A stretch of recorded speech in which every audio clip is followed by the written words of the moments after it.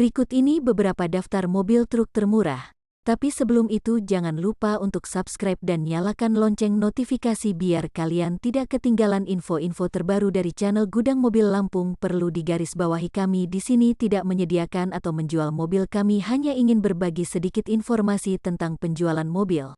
Segala transaksi di luar tanggung jawab kami. Sekian, terima kasih.